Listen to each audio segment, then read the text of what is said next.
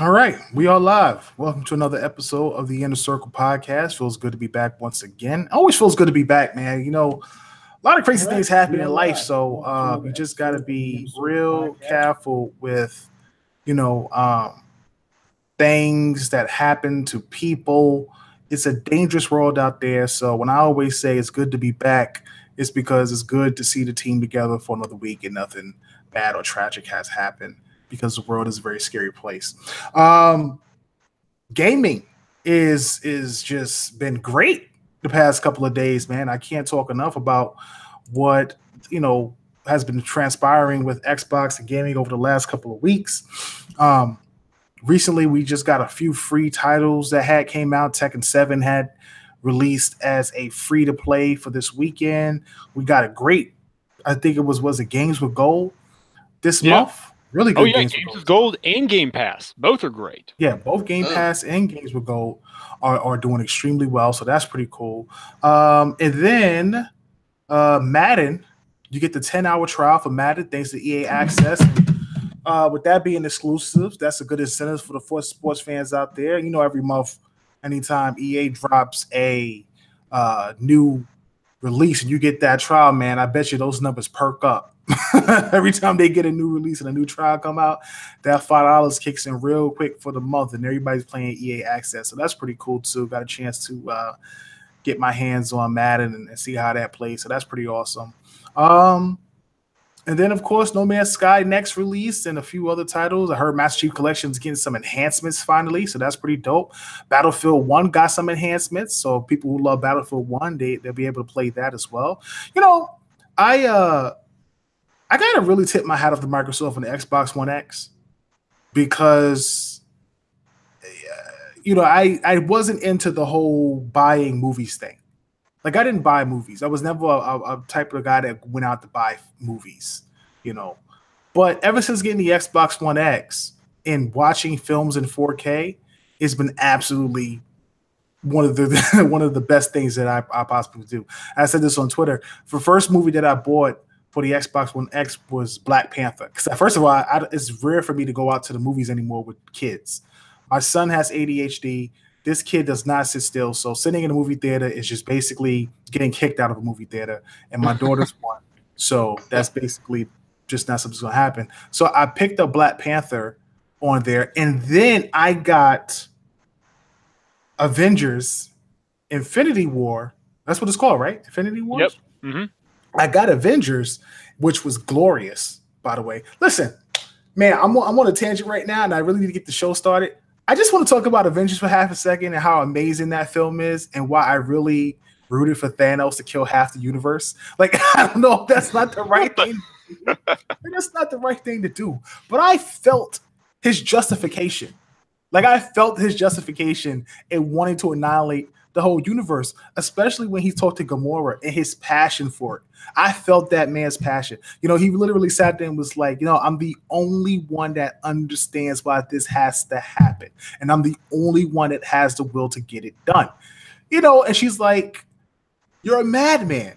And he's like, yeah, well, that's what they've been calling me, but I'm the only one that really sees how this benefits everybody. And in reality, it's a fact. It is the truth. If you eliminate half of something, it allows a whole bunch of resources to be more plentiful and full for the other half that survive, which is an insane analogy, but it works. And love that movie. Well, sort of. In the short term. No, but if you have the Infinity Gauntlet, why don't you just make more resources? Well, I don't know. I don't know why he didn't think about that. But he's a mad because Titan. He's the mad Titan. He's insane. He's insane. But I respect his insane. I don't respect a lot of villains insane. Only insane people I respect is Joker and Batman, the Dark Knight, and the Mad Titan, and Killmonger. I respect Killmonger too for what he went through. But besides that, yeah, that was it. Good movie. Yeah. Great movie. So listen, guys, tonight we're going to hop into some Xcloud talk. I know we've been talking about streaming a lot lately, but just more and more information is coming out about the whole Xcloud thing, and people are losing their minds over it as if Microsoft is just going to go completely streaming this generation. We'll definitely touch on Sumo Digital and Crackdown. Playground hires, which to me is astonishing. And honestly, I have some questions about these hires. Some questions about what are they actually making at this point? Because none of the people that's been hired seems like they're going to make anything relative to Fable. I'll be honest with you. And then we'll talk about Fable. So let's go ahead. Let's get the show started. And hopefully we have a great night. Make sure you give us a thumbs up. We appreciate all the support and shares. The premier podcast for Xbox is back. Here we go.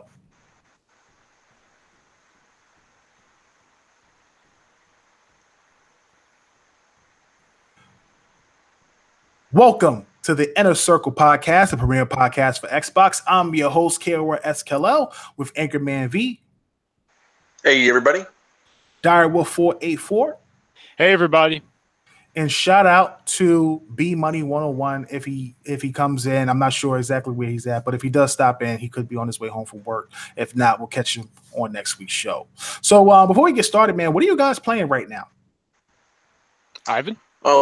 Well, let's see. I've been kind of playing a bunch of little things. I've been kind of getting back into Overwatch, doing some streaming with Fame Entertainment. I've been playing No Man's Sky with the next update and just kind of seeing how everything kind of shakes out there. I've been dabbling. I need to get a crew together for Sea of Thieves out of this Cursed Sales update. I need a crew for tomorrow because it's some tough stuff, dude. Like, Hit me up, bro. Hit me up. It is a tough battle. For those of you who don't know, with Cursed Sales, what they're doing is they have a bunch of skeleton ships who will roam around the Sea of Thieves for various periods of time in various areas. So, like, if you go to like a Golden Shoals or a Golden Shores outpost, and they say, okay, we're going to be around this area for about 10 days, and these are the days we're going to be there. And so you can go and you stock up, you prepare for them, and then you go to that area. But when you're there, you have to fight a wave of ships. And they have different curse cannonballs they can shoot at you. I think I was talking to Sam about this a little earlier.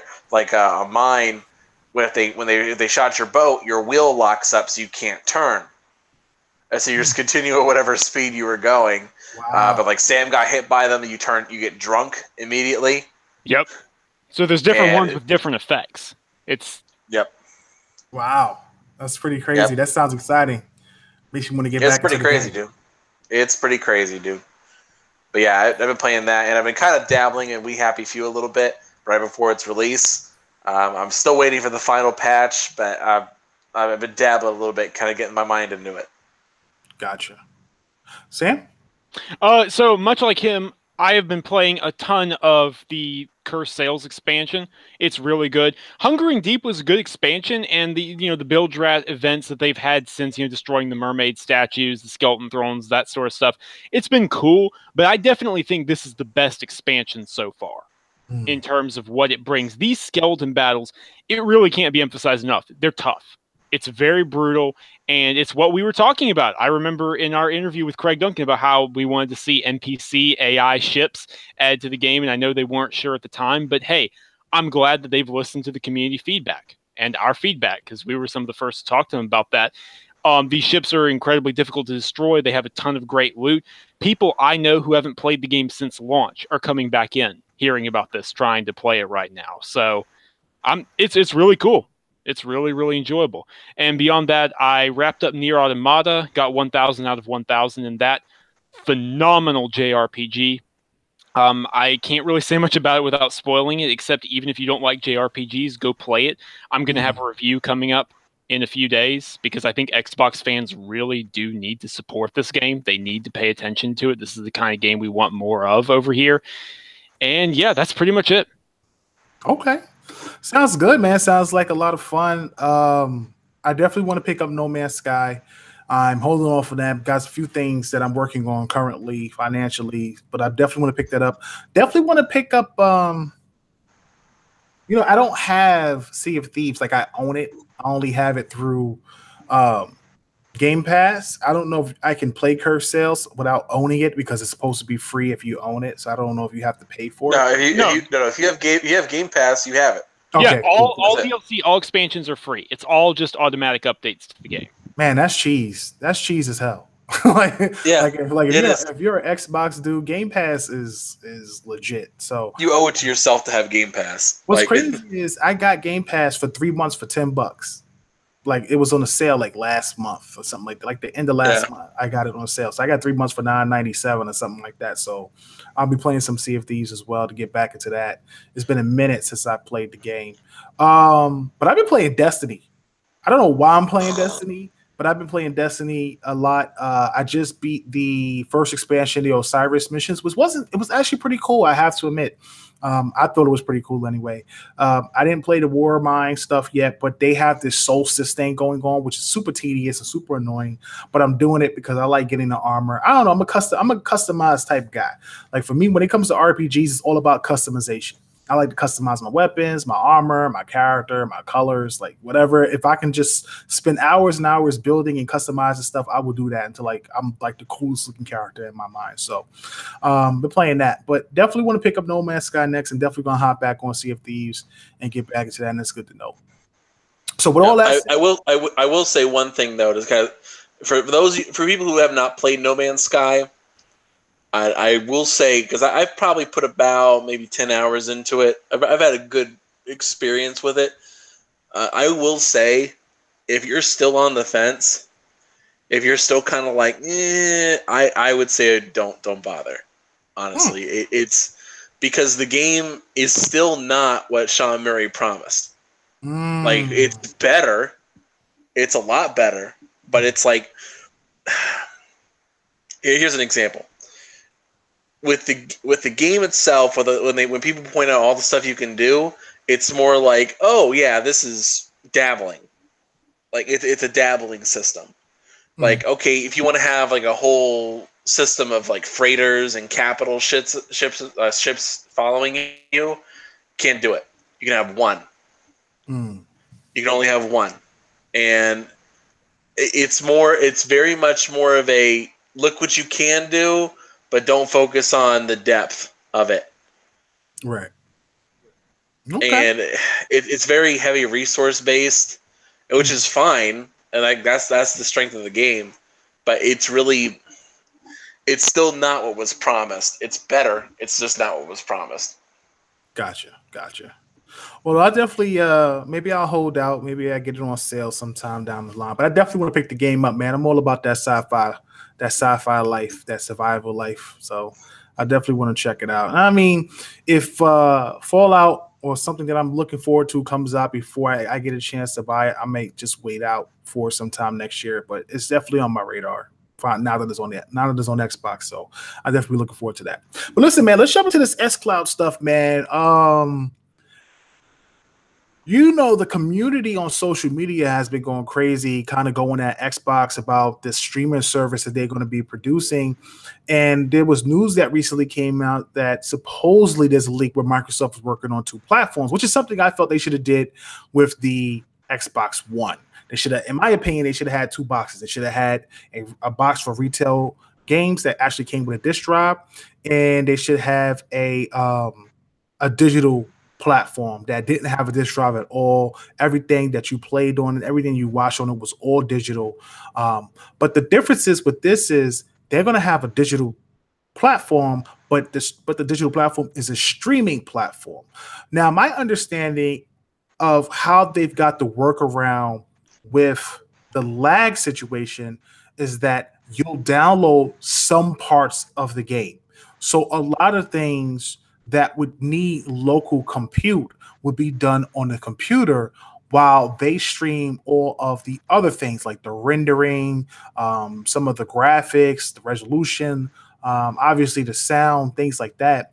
But other things that like physics, things like dynamic weather. No, I don't know if the dynamic weather thing, but mostly like the physics and the things that really need the CPU power is going to come from the piece from the console part of the game. So this is what they are working on as a way to get around the whole lag situation that people are concerned about with the input and the way games are played. Because if you see how people play games on PlayStation Network, a lot of people complain about, oh, it was always lag, or if you don't have a good enough if you don't have good enough bandwidth, then you don't get a good game. Everything is sort of like downgraded graphically and stuff like that. And Microsoft is figuring out a way to work around that, so that way you have those options. On a flip side, you'll have a regular box that you can purchase that's supposed to have a lot of powerful hardware, a balance between CPU and GPU, which is something we haven't had in a very long time. And it's supposed to be obviously pretty expensive. I assume that the streaming box will be cheaper because you'll have less parts in it, because everything will be done from a server, whereas the regular box will have everything in it that you can do straight from the box itself. But people are losing their minds, man. I wouldn't be surprised if they do it. What happened? Like, I wouldn't be surprised if they dropped that for like a $200 price tag. Yeah, I'm thinking you still got backwards compatibility. Try more like 100. Nah, no way. 100? That's for a streaming box? That's too low. That's definitely too low. What they'll do is they'll allow it's a streaming box. It will still have like a 4K Blu-ray player in it, but it's a very bare bones. There's not like really heavy equipment in it. It's just, hey, here it is. I think if they drop this, box, I think it's going to be a type of box that competes with like the Switch in price point, like $299, $249. And then I think you have the more powerful box that's almost $200 more, $250 more, for $499. And obviously by that point, the way I look at it, you'll have the Xbox itself, the next Xbox platform will probably be $499. Probably, yeah. The streaming box would probably be $299, and the Xbox One X would probably be $199 or less. That's No, I'm telling you, the streaming box is going to be cheaper, dude. I'm with you on the $499 console. Absolutely, we're there 100%, neck and neck, absolutely. But if it's $200 or more, there's no point. The thing is, the Xbox One X, even in 2 years, wouldn't be $100 box. You can't sell the Xbox One X for the same price as your next generation platform.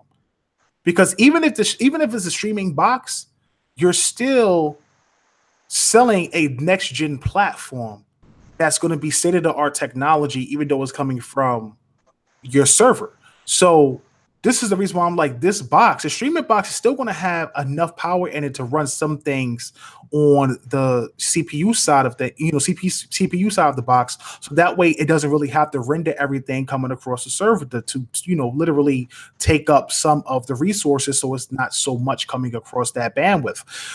That's why I'm sitting here like $299 seems more reasonable, or $249. But the X being a $500 console to this day, still $499 without a real price drop in 2 years, could drop to $200, could drop $300 by that time, by the next platform comes out. That makes sense. I don't know if they go with the streaming box at like $399. That to me sounds very high for a streaming box. Yeah. But $299 sounds about right. $199 for the X and $499 for the next platform seems about right on the money when it comes to those platforms, in my opinion. Anyway, just looking at it from a business standpoint, that makes the most sense to me based on, I think, what they're trying to accomplish and what they want to do. I think with the streaming box, they just want to get access as many people to get into Xbox platform, whether it's PC, whether it's a hardware for retail, whether it's a streaming box for the people out there who have the money for that type of bandwidth. And bandwidth is going up in the bigger third world countries, and first world countries. Bandwidth is going up. I mean, right now we're giving out, I think Verizon is doing like 200 over 200 or 300 over 300 for like $199 or $159 or something like that. So it's that type of stuff is getting cheaper bandwidth wise, and the amount of bandwidth you're getting is getting higher and higher and higher. And as we start to move into these, fiber optics and all the stuff like that, that's really supposed to really push, bandwidth to a whole new level, especially when it comes to gaming, because gaming gets so prominent now in our culture. I can see that box being real popular and being a success. And I think at $299 is the money spot for something like that. I agree it'll be super popular, but again, I'm sticking with $149. We will quote this episode when necessary. No doubt. I'm not making any bets. Don't bet me anything. Here's the thing. Alien Isolation. Alien Isolation. Go for it. Here's the thing, though. My only concern is a lot of people in chat are looking at the streaming box like 190. I just don't. That's just not reasonable. You're not looking at it from the perspective of it's not a stick, bro. like it's not a full little stick that you put into your TV and it plays. It's going to be a complete box. It just won't have a disk drive. It may have the GPU. It'll be the Game Pass box. It'll be you can download games and you can stream them. That's it. Right. It's going to be a box that's going to be real bare bones, but have enough power to handle streaming and stuff like that. Whereas, the bandwidth will do most of the work. But it's still going to be technology-wise, probably, like they said, benchmarked at a point to where it's going to be worth more than $99. It's definitely going to be worth more than $150. I could see them matching whatever the price of the X is at the time. I could see them matching it. Like if the X is $250, they could say $250 for this streaming box.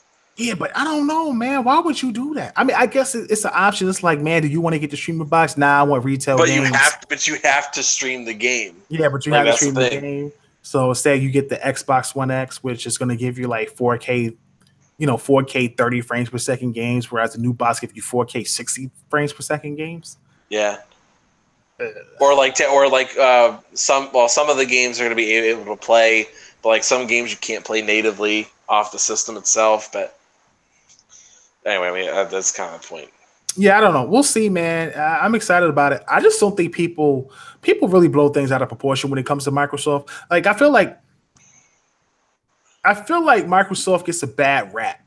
I always say this on the show, and I'm not trying to be like a Defense Force type of guy. Like, this is not the type of podcast that we are. It's just a simple fact that when I look at people go crazy over the thought of a box that streams. And in technology, everything is streaming in some shape or form. You know what I'm saying? You listen to music every day, and that's streamed across some type of device, or Netflix is streamed across devices. Like, the technology is moving forward, and that's why you have a retail box for the places that don't have it. Why do people make a big fuss about a streaming box when you have an option for a box that doesn't stream? I don't know, personally. Yeah, I don't understand any of the complaints either, because it's like, at the end of the day, even if this thing bombs, and I don't think it will, I think it's going to be a success if they play their cards right, but even if it bombed, by all accounts, you'll have a traditional console as well. Like, chill, seriously. Right. See, here's the thing, though. The retail box is supposed to be the benchmark. What I don't think people understand is that when you start running games from Azure, and this is what I feel. I feel like the games on the streaming box are going to look better than the games on the retail box. Like, God honest truth. They're going, like, if you have the bandwidth, because the server has the power to render whatever the hell they want to do at maximum power, baby. You're talking about Azure.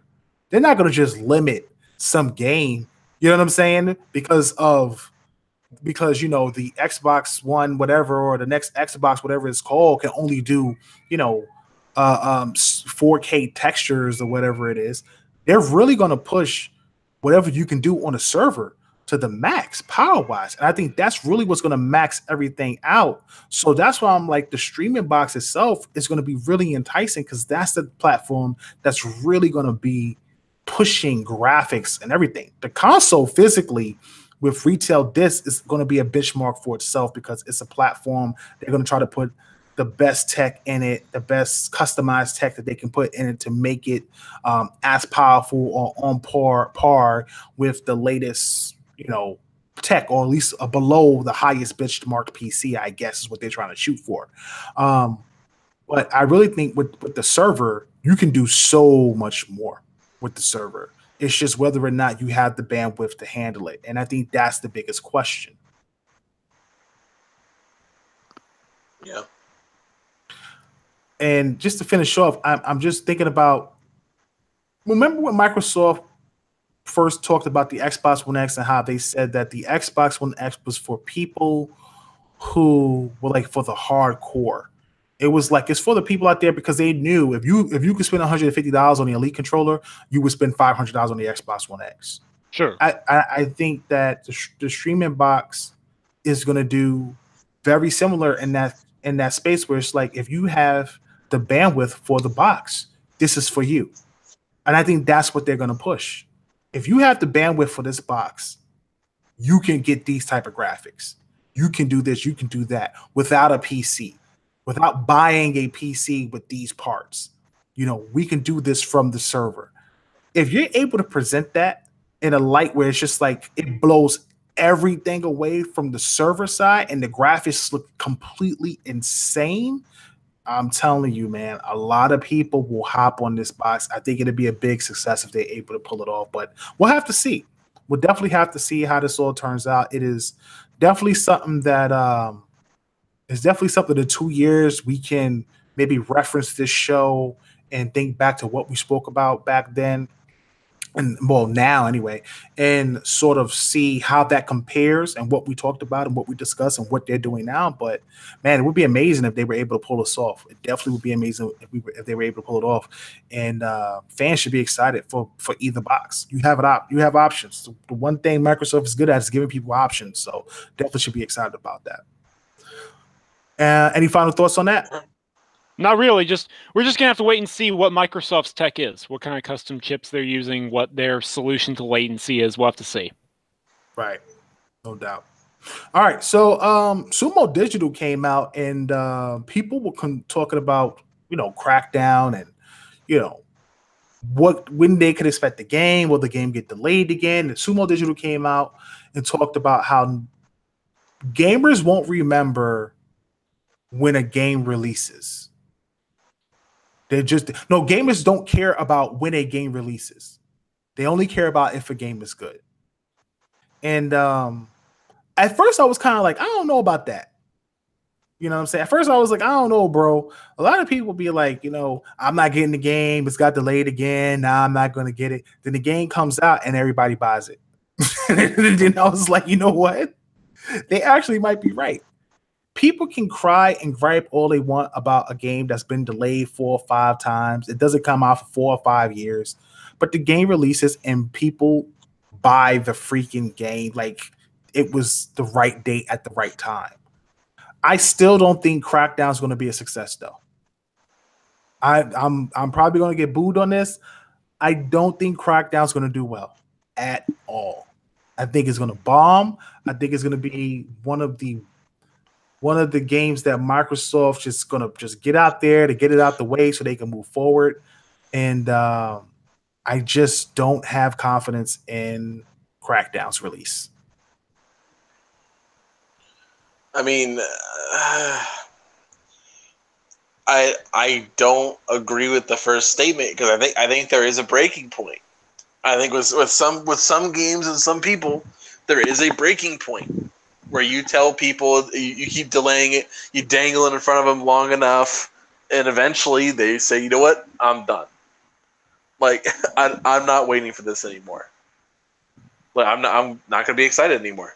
And like for me, I said this last time. I said this last year. Crackdown, if it gets delayed out of 2017, I'm not buying it. And I'm still not buying it. I have Game Pass, so I guess I'll play it, but I'm not buying it. Because at a certain point, it's a matter of principle. Like, you told me one thing, and as a general philosophy, I've always held that if you have a game and you have a release date, you try to keep that release date as long as you can, and you get one freebie delay. Like, oh, you couldn't make it, that's fine. Things come up. But whatever day you pick, it better come out that day. Do or die. And Crackdown has betrayed that trust to me personally. And so I made the decision I'm not buying the game at all. I'll play it. I'll definitely play it. But I'm not buying it. Do we have principles in gaming? I'm just trying to figure out. I don't have no principles in gaming. I have no shame whatsoever in gaming, bro. Like, I have no principles in gaming. I will play whatever excites me and makes me happy. I don't care what platform it's on. I do support Xbox as my favorite console. but I'm not gonna be a brainless guy that's just gonna support a platform that isn't going to appeal to me at some point, regardless of the show, obviously. But me personally, I like the Xbox for a number of reasons besides their first party titles, or at least the first party titles that I fell in love with. Crackdown just never was a game that I liked. I tried playing it, and it's fun for some people. People like running around, jumping around, getting orbs and all that stuff. I think that concept is cool. Collecting things, collecting the orbs to level up, increase your speed, increase your jumping ability, increase your driving ability. I think all of that is awesome. I think what Crackdown fails is this notion of killing enough enemies to make the boss come outside and having that still be the gameplay style. And what disappoints me about the game the most is the announced trailer. I remember watching that trailer and being wowed by Crackdown because of the way they made it seem you would cooperate with another person to take a boss out. One guy has a sniper, one guy's driving, one guy is doing something else, and you do all these things in sequence to blow up one building that knocks down another building. You know what I'm saying? And I thought that was just absolutely amazing. And the concept was amazing and genius. But that's not what we're going to get. We're not going to get that game. We're getting exactly what guys played in the first game. And that's based on what the guys over at Sumo Digital were talking about when they said they want to exceed the second game and they remember everything that they loved about the first game and they want to improve upon both of those. That's not what I wanted to hear. What I want from Crackdown is a new gameplay style, because this style of playing with mayhem and just blowing things up is outdated. And it's fun for a while, but then I go back to what's the game that came out? Ages of Mayhem, and how that bombed. That bombed so hard. And it wasn't a bad game. It's just the genre is dead, in my opinion. It really is dead. And I don't know if a $60 game like that is going to be worth picking up. The multiplayer may do well. Game Pass is definitely going to help it. But coming out of February with the plethora of titles that's dropping, trying to compete with third party, and then still probably not being different from the first game, I just don't know if Crackdown can survive. I honestly think Crackdown will be fine. I think right now two games are definitely moving. Now, what was it? We have currently it's Metro, Crackdown, Anthem, and I forgot what the other one was. Days Gone. Days Gone. Yeah, Days Gone is moving, and Metro is moving. Yeah, absolutely. Those two are definitely gone. Microsoft really, again, cannot delay Crackdown. They can't do it. If they delay Crackdown again, unless they have the balls to move it up, and they say it's coming out early. Right, that would be the only way. That's the only way they can hope to do it, and because it would be part of Game Pass, it would have a larger player base. They just play that song for everybody, and everyone's like, all right, yeah, whatever. And then Anthem comes out, and everybody forgets about it. So that's the only way I can think they could really survive. But Metro definitely moving, and Days Gone. I mean, I have a strong feeling that game is moving again. I like Days Gone. Days Gone looks like an interesting title. It's something that I wanted State of Decay to be. I hope that the next State of Decay is what Days Gone is trying to be. I certainly hope not. They're nothing alike. What I mean is not in the way they play. I'm just talking about graphically. I don't want. Okay, well that's different. I don't want State of Decay to be like this cartoony $29.99 game. Like I get it. It works for them. I get that works and that's popular. I just feel like now that you're a part of first party, they really need to take it up another notch. Like they can really do so much more with this game and really make it scary and appealing to people graphically. It should be really impressive with the next title. But maybe that's just the art style they want to go with. Personally, I don't know. We'll see.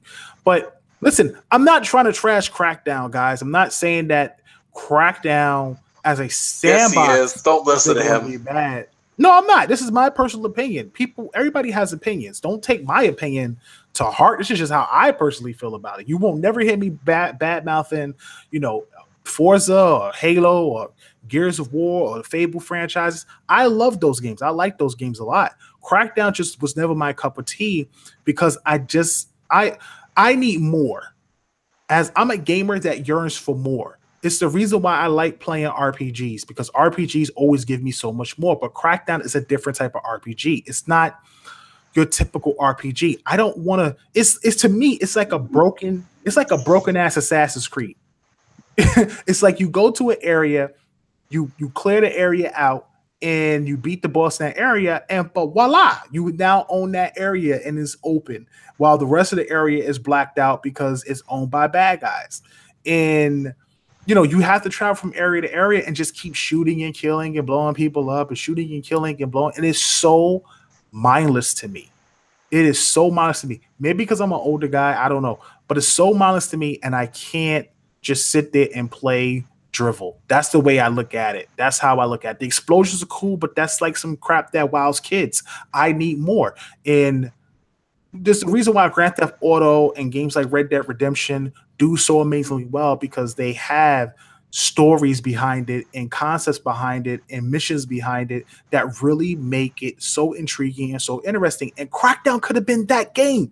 That's not why GTA sells. GTA Online sells because of that online mayhem. I'm not talking about I'm talking about Grand Theft Auto overall. Like Grand Theft Auto overall sold because it brought something to the open world genre that nobody else did. And it was amazing. It had amazing voice acting. The missions were also really cool. It was like a living world, and it did something that no other game was doing at the time. And you see Assassin's Creed now sort of following that lead with this open living world. Even though Assassin's Creed worlds have always been open world, the world in the last game was absolutely one of the best looking open world experiences I have ever played. Just the way everything moved and the way everything looked was so natural and so realistic. I tip my hat off to Origins. It was just amazing. But with Crackdown, I'm just not a fan of just running around shooting soldiers until the boss comes out. Hopping up, getting orbs, trying to get that orb. I want to level up this. Let me grab all these orbs. That's mindless to me, and that's one of the reasons why I can't get into Crackdown. That's just my personal opinion, though. Nobody has to agree with my opinion. I'm just saying that's what I don't like about it and why I don't think it's going to do extremely well. It'll do well numbers wise because of Game Pass. If you have Game Pass, you'll be able to play it. But I don't know sales wise if it'll be a success. So yeah, I don't know, but I do say one thing. Speaking of you wanting more and you wanting bigger. What studio it is, making their studio bigger and working on a very ambitious project, Playgorund Games, and almost all those games that you cited, they're hiring people from those studios. Absolutely, that's a good segue. That's a good segue into the next topic, actually. Playgorund Games is absolutely killing the game. They are building a monster of a studio. And just to give you guys an idea of some of the people that they brought over a principal environment artist from EA Motive, where he worked on Star Wars Battlefront 2. Star Wars Battlefront 2 is one of the best looking games on any platform. They have another lead environment artist named Noel Lucaswitch. He's from BioWare, my favorite studio. He worked on Mass Effect games, and he was at that studio for 13 years. They brought over a narrative director, Martin Lancaster from Rocksteady, which is huge. We just talked about Rocksteady and the things that they produce, so that's pretty cool.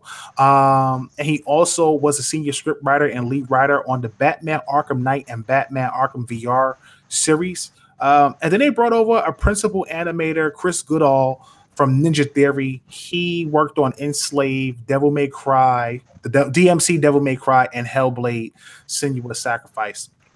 And they have Rob Dendecker, who joins the QA team, and he's come over from the original Fable 2 series and Forza Horizon 2, as well as a few other people. Oh, they got somebody from Guerrilla Games as well, Joe McKernan, who worked on Horizon Zero Dawn.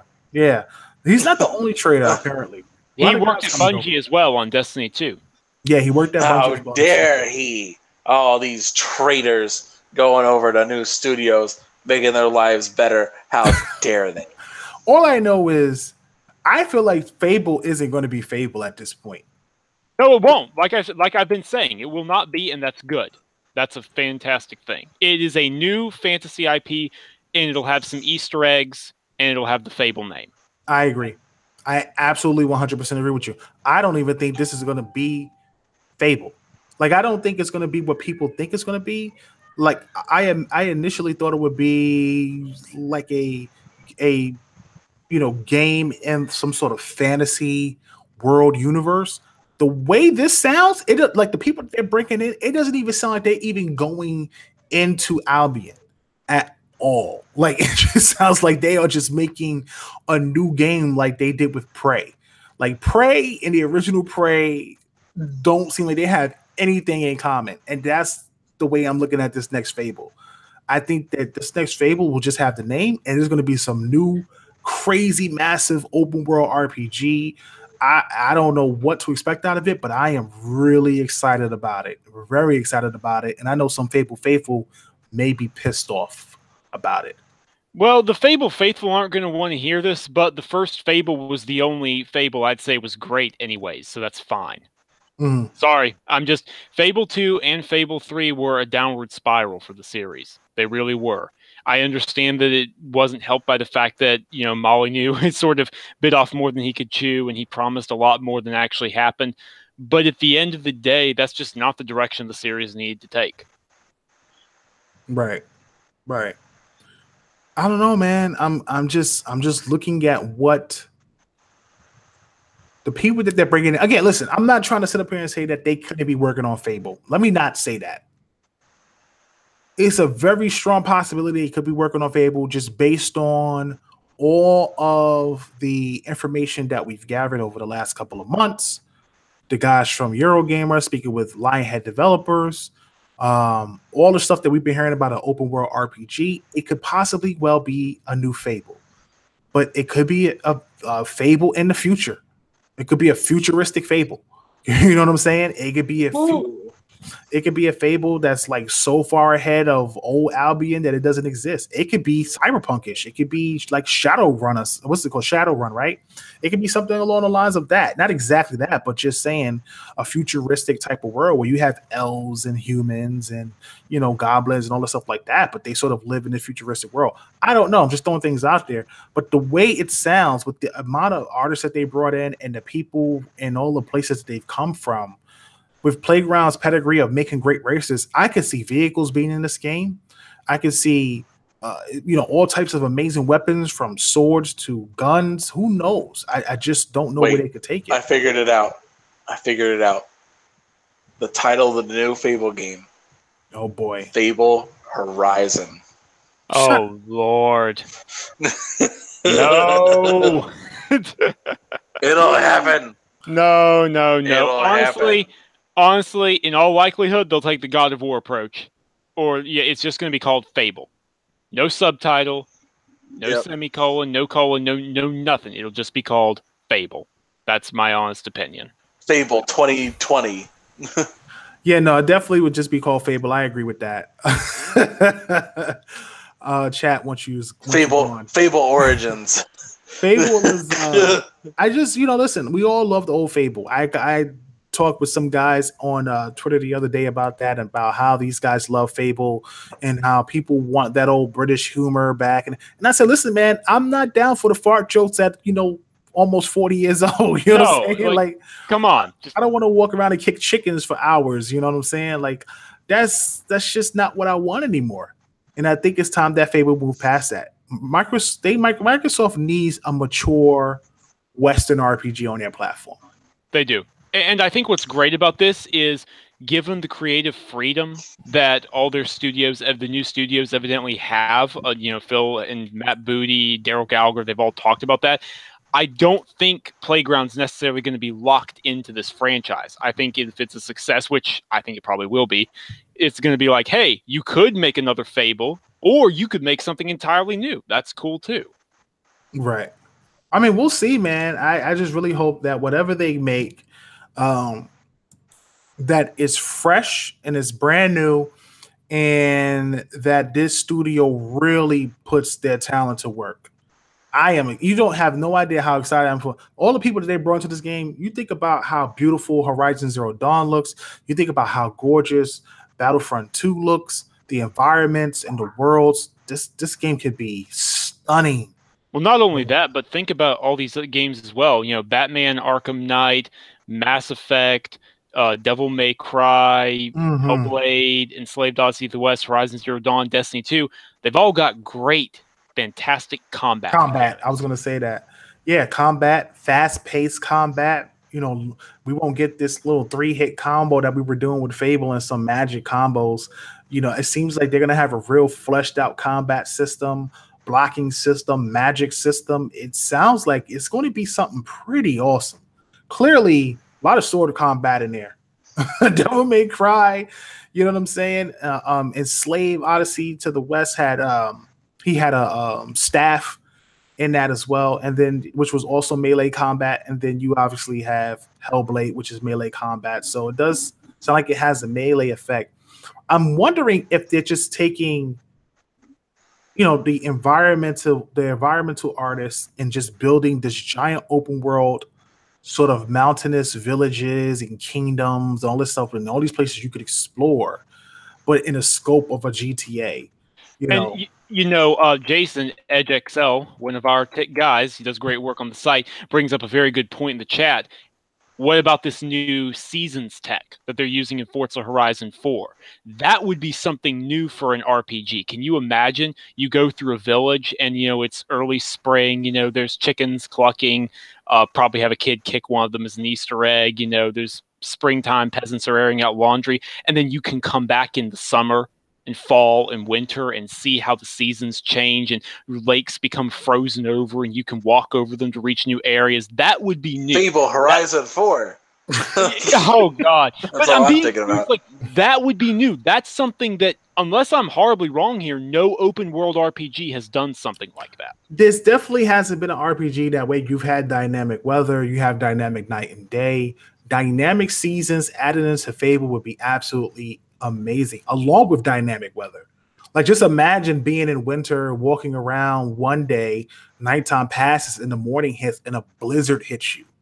And now you have zero visibility or very low visibility, and you have to do combat against some goblins or, you know, what do they call the Wolverines or whatever they call I forget what they call. They call Wolverines, but you know, or skeletons, something like that, and you can't see because of all the snow and the blizzard, or heavy rain is hitting you at the wrong time. And if the weather affects you, what if the weather affects you during combat? How amazing would that be?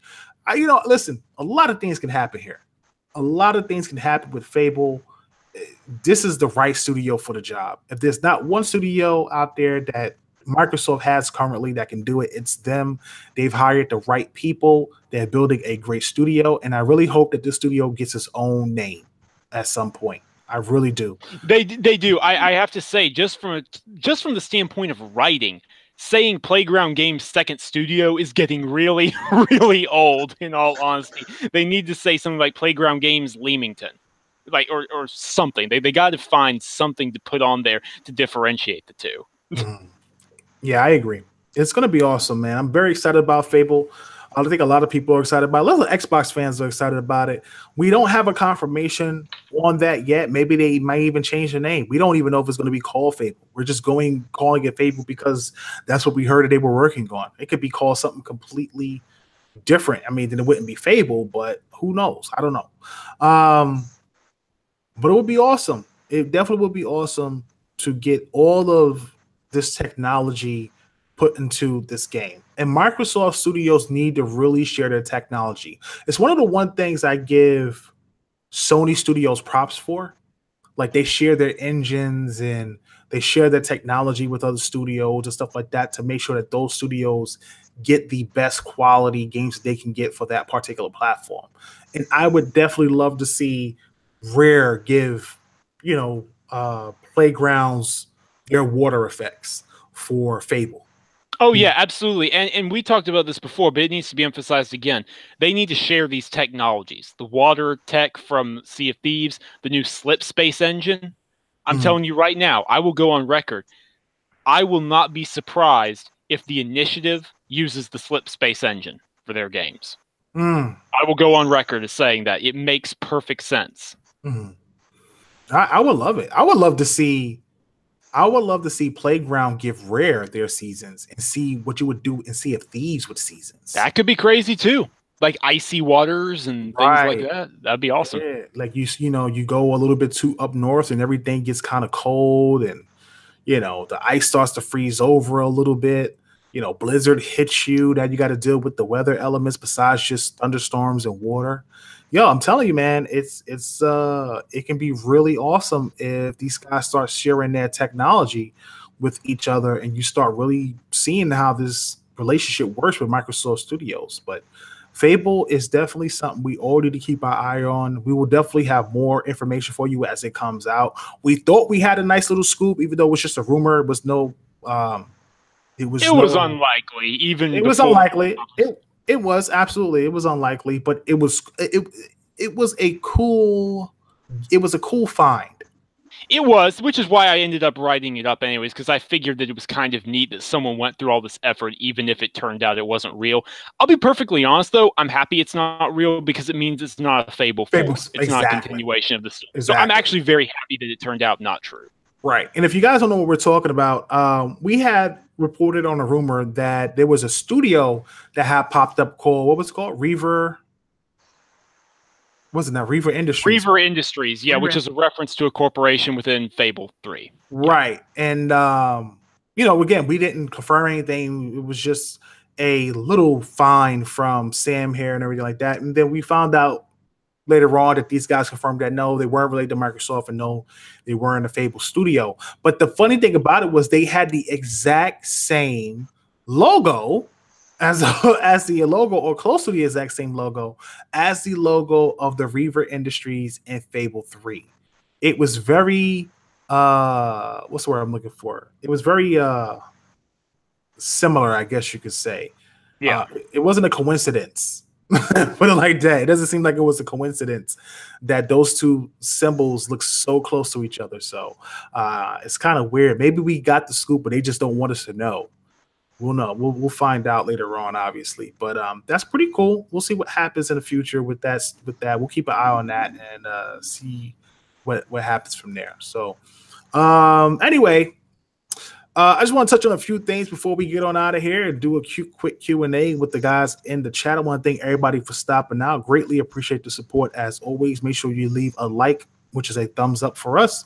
And make sure you tune in. If you missed the show earlier, make sure you tune into us on Spotify, iTunes, or Google Music and just look up Take Podcasts and you'll be able to find our content immediately. Listen to today's show sometime tomorrow evening on Sunday or the rest of the week. Quickly, though,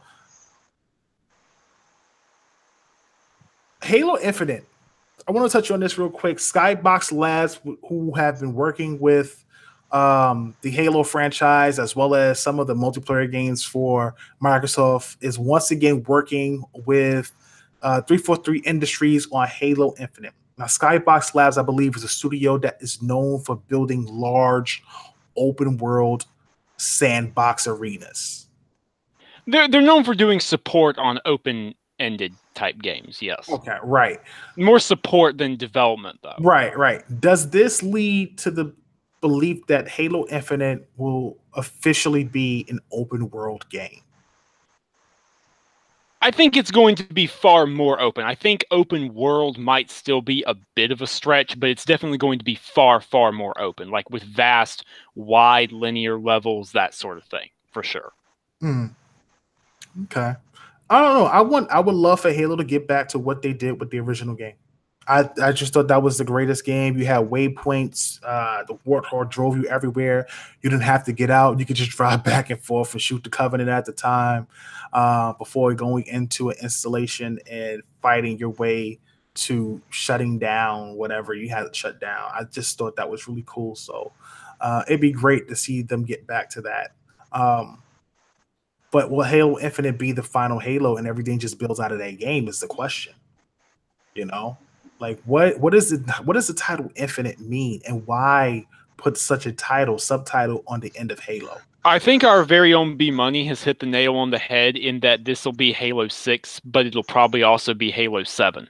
And maybe even a bit beyond that. This is going to be like, okay, I would not be surprised if this is the only mainline Halo game we get next gen, and they just keep on adding on to that. And now there'll probably be other Halo games. I think we'll probably get more spin-offs. We'll probably get another Halo Wars 3 or something like that.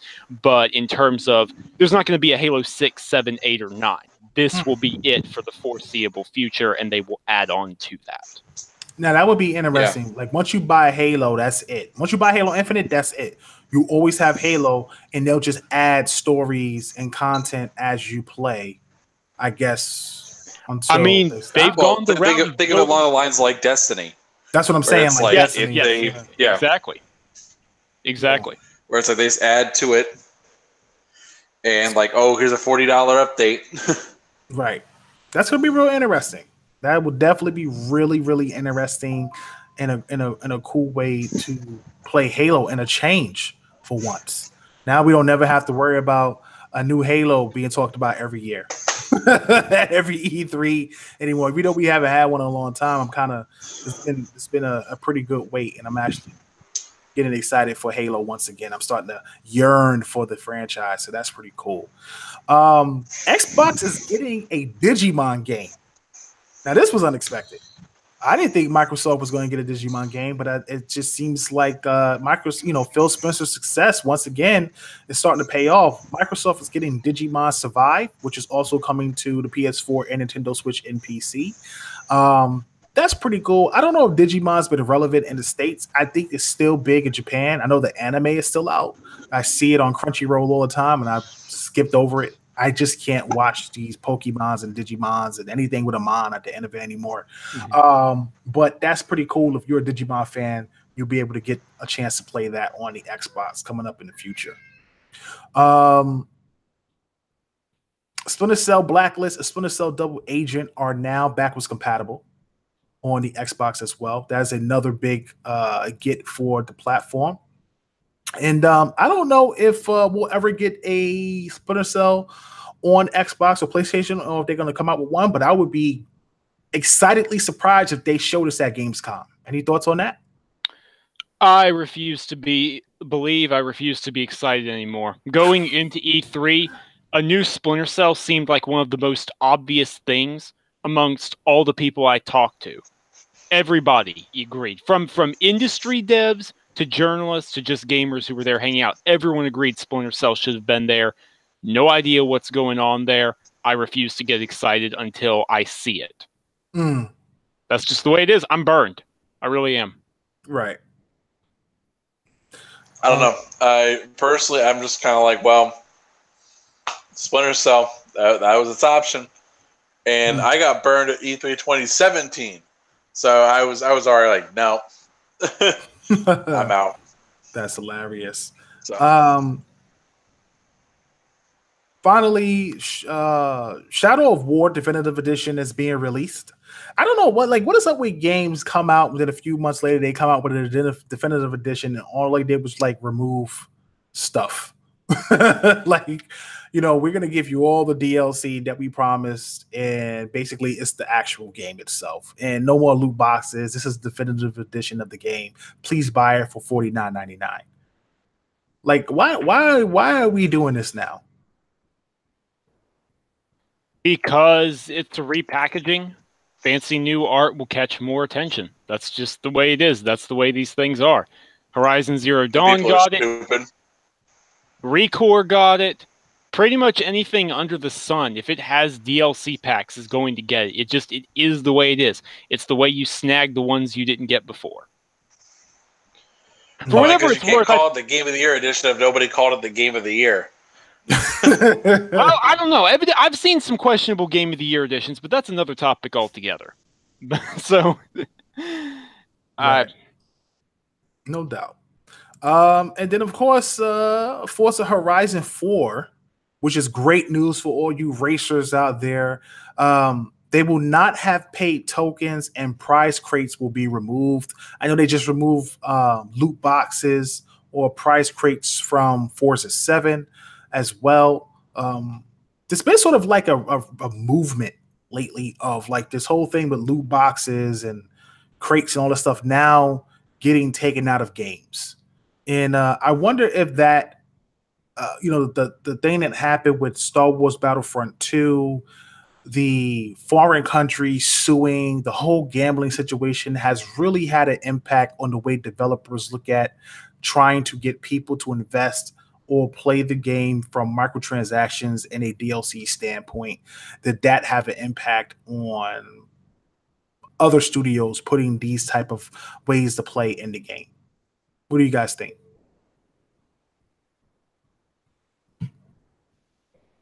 Go ahead, Sam. I'm still gathering my thoughts. In all honesty, I don't really have it. I'm conflicted. How's that? I'm a little conflicted, and I need more time on that. I will say yes. The reason why everyone's kind of moving away from it, at least the loot box mentality, lately, it is because of the backlash for Star Wars Battlefront. But honestly, this is going to backfire so bad. And the thing is, and I've said this probably 1,000 times at this point, when it comes to development of games, we used to increase the price of the game about every generation.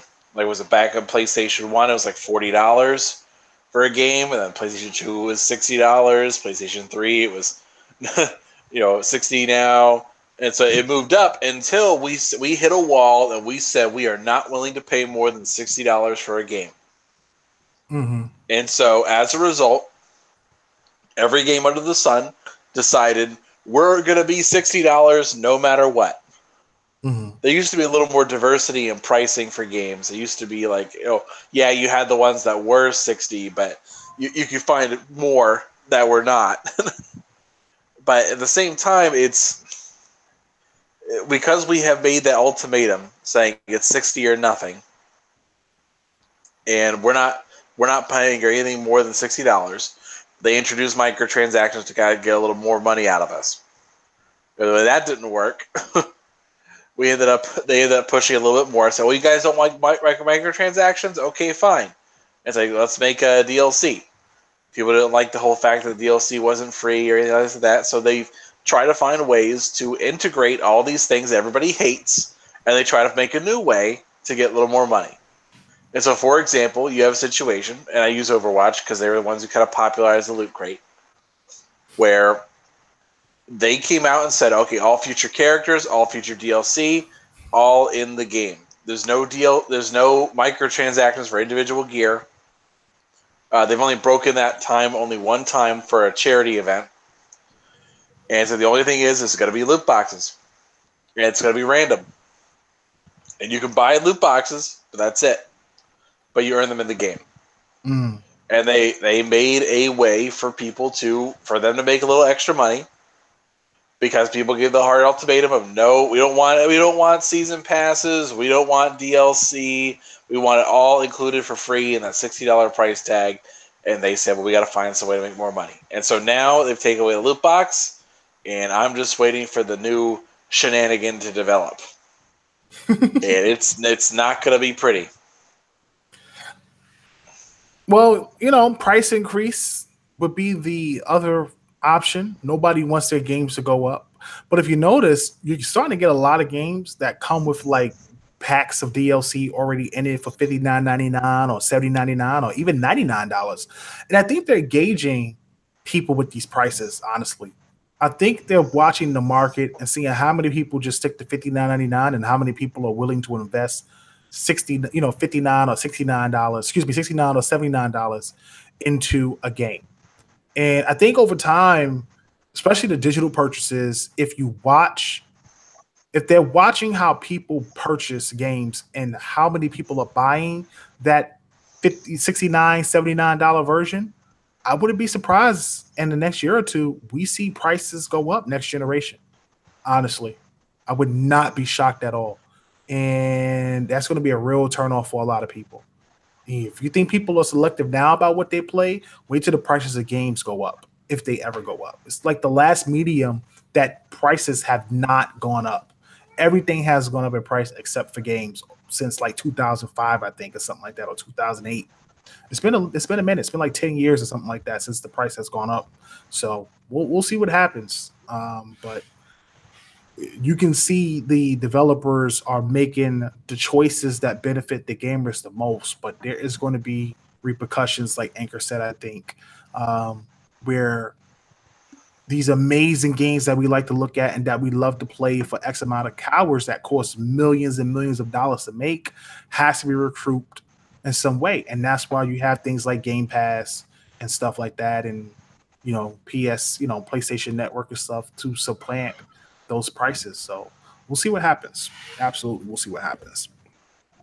So listen, man, that's gonna be it for tonight's show. I want to thank everybody for stopping out. As always, thank you for the support. We are the premier podcast for Xbox. Make sure you tune in next week Saturday at 10:30 p.m. Eastern to check out another episode of the Inner Circle podcast. If you want to hang out with us for the Q&A, go ahead and start leaving questions in the chat. Make sure you put a question mark behind it. We'll do our best to answer it before heading out. You can catch Tick Podcast on iTunes, Google Music, Spotify, as well as the Stitcher app and the Podbean app, and even on your Xbox, whatever device that you have, or app you want to download, whether it's Spotify or a podcast app, just look up TIC Podcast. Make sure you go on out and support our website, tickgamesnetwork.com. That's TIC Games with an S, network.com. We have a great team of guys over there. Most of the podcasters that you listen to, or a good portion of them, give us some great support on the website. And these guys do an excellent job of covering news and producing original content, as well as getting interviews and doing some awesome reviews over there at Tick Games Network, led by an excellent editors team and stuff. So make sure you support there, because without you guys' support, we wouldn't be able to get the scoops and attend things that we need to attend. So thank you, as always, for guys out there that go to the site. And make sure you tune in tomorrow for the Iron Lore podcast, which I believe begins at 1 p.m. Eastern with Cognito, Lord Attic, and King. Make sure you tune in, of course, Lord Sav as well. Make sure you tune in tomorrow for that. Anchor, when is Multiverse going to return? The return of Multiverse will be on August the 20th. Wow, that's pretty far. That is far. Yeah, it's not that far. It's like 2 weeks. That's a long time. That's a long time with no Multiverse. People gotta wait for greatness. People gotta wait for greatness. I can't get in there and start dissing you guys like I normally do. I've missed joining the chat and taking shots at the team. Cal's rubbing his hands. He's getting that smoke ready. Getting that smoke, getting that roast ready. And make sure, hey, check this out. Fame Entertainment in the 2XP team will be coming on over to Tick Network now. You'll be able to catch those shows live. Those shows will not be uncut like they were on his channel. Again, we are family friendly. We take pride in being family friendly. We try not to curse. We try not to be negative or do any of the racial tropes that some people out there do, or jokes or beefs or drama. We really try to keep it gaming and stuff like that. And not to say that 2XP was doing that, but 2XP was definitely a more mature, more adult show. And, with the new team, they've taken on a different light, and now they're bringing that team over to Tick Games Network. So you can hear the debate of Xbox versus PlayStation now on Tick Games Network with Fame Entertainment and team with the Double XP podcast coming on over. And make sure you guys support Tick affiliates, the Tick Network affiliates team, which is Basement Radio Arcade Podcast, BRAP. We also have the Four Guys with Quarters. We have NLG. We have Gaming Perspective. And we've recently just brought on iDizzy's team 81, who's in the chat, which is Playback Podcast, Playback Gaming Podcast. Make sure you check out the Tick affiliate Twitter handle if you want to listen to those guys. We'll be pushing that content pretty soon as well. We haven't gotten around to do the marketing for that. I was waiting for Anchorman to come back on vacation so I could put him to work for free, like any slave should be doing. So we will get that out to you guys as soon as we can. So listen, we're going to go ahead and end the show. Leave your questions in chat. We'll do our best to answer them, and we will see you guys next week. I want to thank everybody for listening and stopping out. I'm your host, Karen SKL, with Direwolf 484 and Anchorman V. Shout out to B Money 101, and we are off this planet. Peace.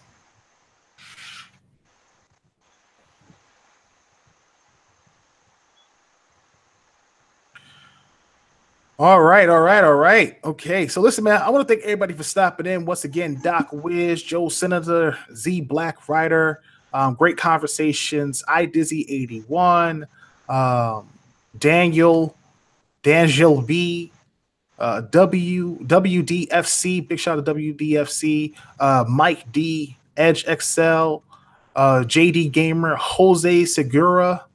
I always feel like I say that name wrong. Xbot 448. Shout out to Xbot, man. I gotta get Xbot on the show. It's been a minute since we had him on, and definitely got to get Xbox back on the show, and I definitely got to get Salty on the show as well. Shout out to Salty Gaming. Make sure you check out my man Salty's channel. He does his damn thing over there with the Salty podcast. Ali Adam, thank you as well for stopping out.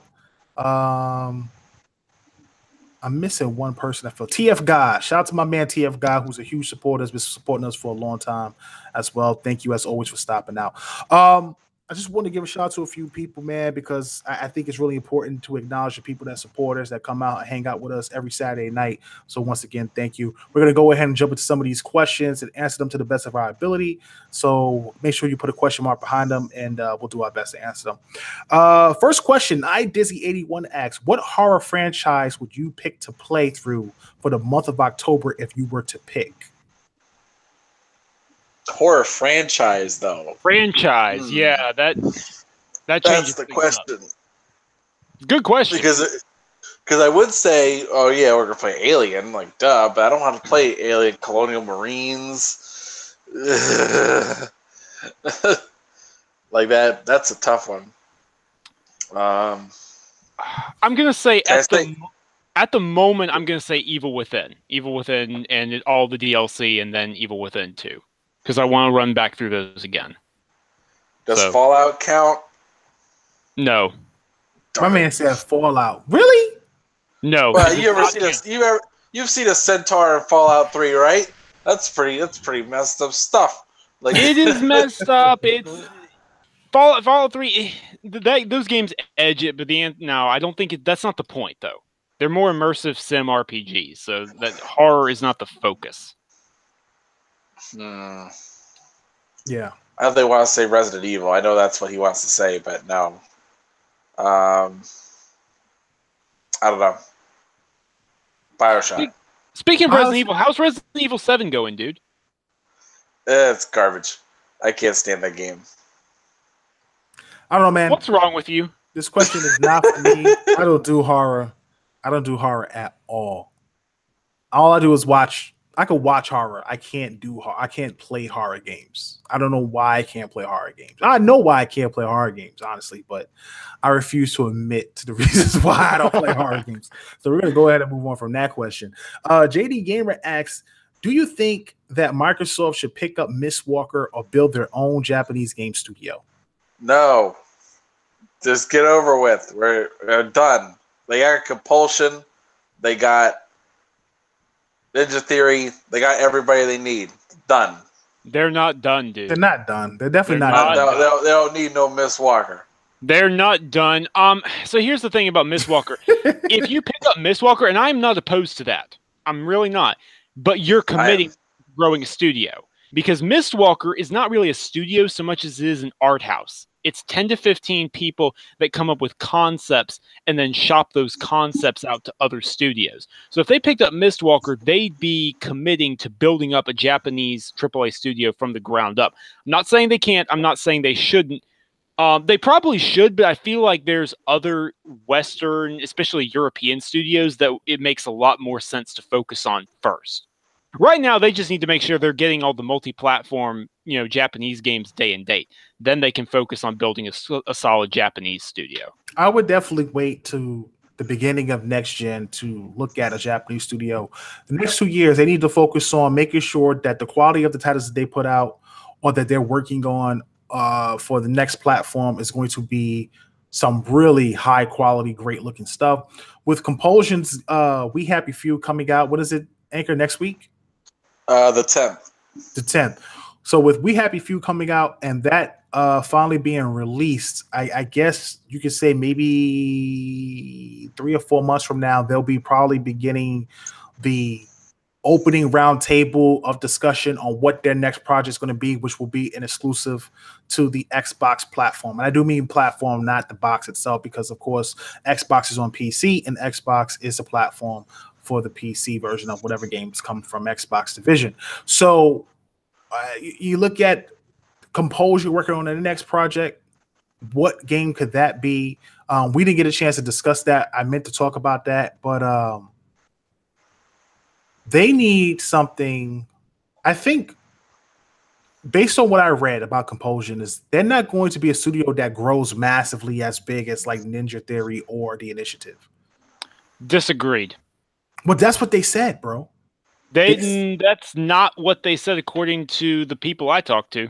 Well, let me see. Let me look up what I read recently, because when they got announced, they talked about how they were happy that Microsoft was looking to invest in a smaller studio that's going to concentrate on a different type of game.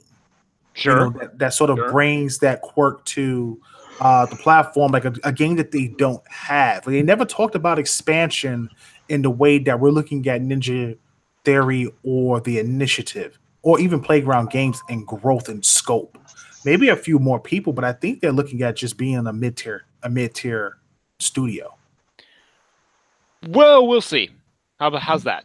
That's all I'll say. We'll see, but we'll revisit that in a year or two. Yeah, let's definitely do that. JD Gamer also asked if let me make sure this was one of the first questions. If The Initiative is developing Perfect Dark. I don't know anymore, honestly. I really don't know. I would rather them make a new IP. I initially thought they were making Perfect Dark just based on the people that they brought in. Now I'm not so sure, honestly. So we'll see. We'll definitely have to see. We'll visit that in a few weeks, or a month or two, as we get more information. Let's wait till after Gamescom and see what develops. Let's see here. Joe Sinister asks, there has been some talk from a few people that mentioned the possibility of Microsoft holding a PSX-like event in the near future. Have you guys heard anything about it?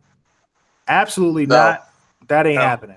I would love it to happen. It ain't happening. Yeah, that's not gonna happen, bro. As much as we all would like to see that happen, it's definitely not gonna happen.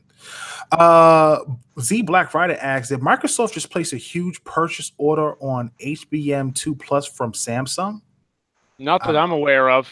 Current running theory is that next gen consoles are going to use GDDR6X, which is the RAM in the Xbox One X. But that's just current theories. I seriously doubt it'd be HBM2. That'd be expensive as all get out. Let me see. Doc Wiz asks, where is the Matt Booty interview at? I reached out to Matt Booty, and we currently are not able to have an interview with him. Microsoft got back to me and told me that they're not doing interviews with Matt Booty at this time. It just seems like it's obviously, as we've gotten close to the end of the generation, Microsoft is sort of trying to get in their stride. They're really trying to keep things to the chest and not letting people out. I probably have a better chance of talking to game developers than I do talking to executives at this point. Maybe early next generation, or if we go to more events like E3 or Gamescom, or we catch guys there, we're more than likely to get these interviews going. It's just become really, really difficult. I think early on, we did really great with the Xbox executives because they were in a situation where they really needed support. You know what I'm saying? Like, it didn't matter where they got it from at that point. They really needed support. And it's not to say that they don't support us. They absolutely do. I speak to these guys often, and they really appreciate the work that we do, even though we're not doing it for them, we're doing it for the community and ourselves. But they like what we do as a show and the type of quality and product that we've produced as a podcast. So, you know, every once in a while they'll hook us up with somebody or they'll hook us up with a scoop. But as of right now, Matt Booty isn't one of them. I'm working on a few other people. We'll see how it all works out. Unfortunately, right now, Matt Booty isn't able to come on the podcast. Let's see.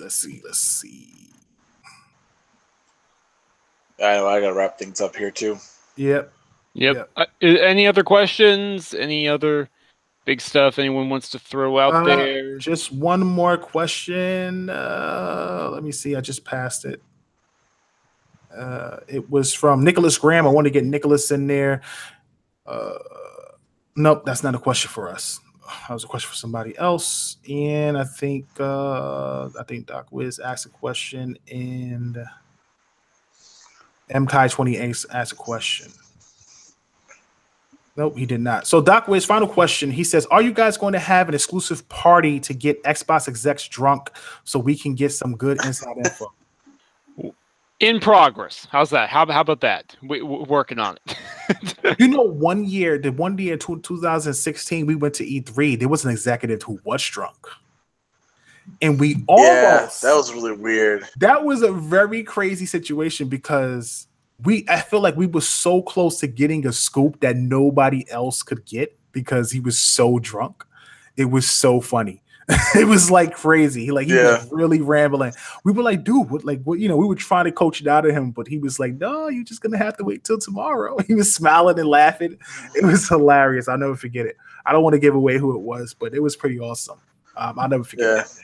But listen, man, that's going to be it for tonight's show. I want to thank everybody for stopping out once again.